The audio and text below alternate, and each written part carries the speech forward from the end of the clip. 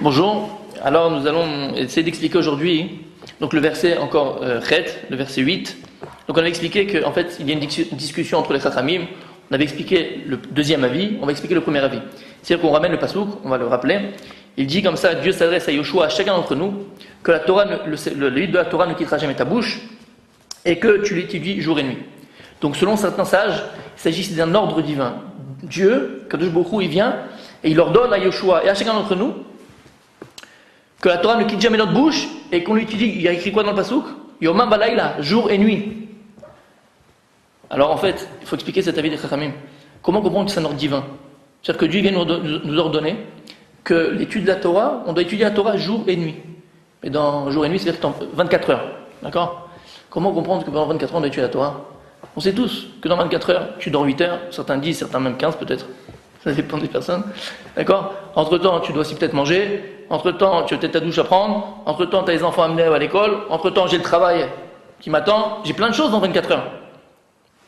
Alors comment ici les Chachamim, les sages, ils ont pu comprendre ici que c'est un ordre d'Akadosh Baruch Hu, un ordre de Dieu? Comment je fais de Mekayem? Comment je peux arriver à comprendre l'ordre de Dieu?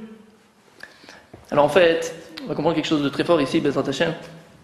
Vous savez, grâce à une Gemara, il y a une Gemara dans Shabbat. Vous savez qu'il y a un interdit Shabbat de sortir un objet d'un domaine privé à un domaine public. Maintenant, la Gemara elle fait une différence. Elle donne l'exemple, si une personne par exemple elle sort de chez elle avec une charge sur l'épaule pendant Shabbat. Donc elle sort de sa maison du domaine privé au domaine public, elle sort. Et la Gemara nous dit, si la personne elle s'arrête, elle marque une pause, elle a transgressé l'interdit de faire sortir d'un domaine privé à un domaine public.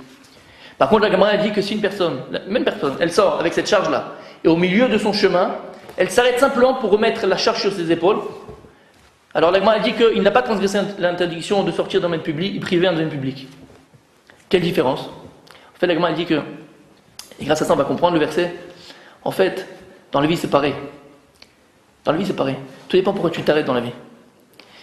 Shabbat, là-bas, la Gemara nous dit que la personne qui s'est arrêtée simplement pour mettre la charge sur ses épaules, alors il n'a pas transgressé le Shabbat. Pourquoi? Parce que cette personne-là, on ne considère pas qu'elle s'est arrêtée. Pourquoi? Parce qu'elle remet la charge pour pouvoir partir. En fait, c'est exactement la même manière. C'est vrai que Dieu il vient et il nous ordonne d'étudier la Torah jour et nuit. On l'a dit, on a des occupations qui sont obligatoires. J'ai des papiers à régler, j'ai mon travail, donc je dors, je mange. Alors comment? De la même manière. Si quand je vais étudier, je ferme ma Gemara, je marque une pause et je dis ouf. Je ferme la Gemara, je dis ouf, ça y est, j'ai fait ce que je devais faire. Là, tu as marqué un arrêt. Donc là, tu ne rentres pas dans les caractéristiques du verset.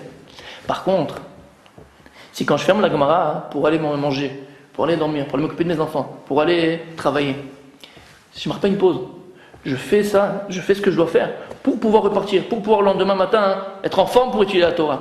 Donc la Torah ici, elle ne considère pas que tu as marqué une pause. La Torah ici, elle considère comme si tu avais continué exactement ton limoud.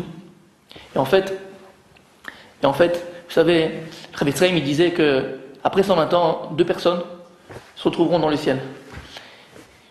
Alors la première, on va juger les deux. Et la première, on lui demandera combien tu as étudié. Alors lui, il dira voilà, il amènera un grand Talmud, comme ça, un grand Gemara, il dit voilà, tout ça, j'ai étudié toute cette Gemara là. Le deuxième à côté, un peu honteux, il dira moi j'ai simplement voilà, une page de Gemara. Le jugement, il tombe. Celui qui étudie la Gemara entière, lui dira toi tu prends le studio là-bas, d'accord, avec la. Le deuxième qui étudie la page de Gemara simplement, lui il aura le 5 pièces avec la piscine. Il ne comprendra pas, c'est pas normal. Et dire Vetzraïm, c'est la même chose. Et quand je beaucoup dans la vie, il ne voit pas la quantité, mais il voit la qualité. En fait, Dieu, ce qu'il voit, c'est l'effort que la personne, elle va procréer dans ce monde-là. Combien tu t'es donné dans la chose? Combien tu t'es investi dans la chose? Par rapport à ce que tu étais capable de toi de donner. C'est ça que je beaucoup il voit après ça maintenant. Et donc, on comprend très bien ici le verset et l'ordre, en fait, divin, l'ordre de Kadosh Baruch Hu, d'après cet avis-là des Chachamim. Quand les Chachamim nous disent, c'est un ordre, donc Dieu il vient et dit, Vagitaboy, voilà, tu dois étudier le jour et la nuit. En fait, ici, les Chachamim nous disent que si ton intention, elle est toujours dans la Torah, et pour la Torah, l'intention est très très très importante, si ton intention, et quand tu fermes ta Gemara, c'est simplement pour prendre des forces, pour simplement aller à ta occupation, mais revenir quand tu en auras le temps, alors c'est pas comme si tu avais marqué une pause, et c'est considéré comme si tu avais toujours continué à étudier. À bientôt.